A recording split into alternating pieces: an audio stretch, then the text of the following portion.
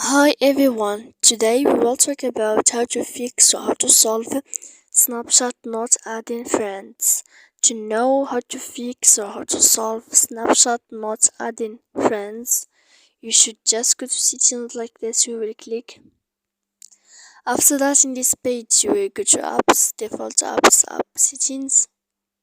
When you will see this list here, you will go down to find the application of Snapchat and you will enter.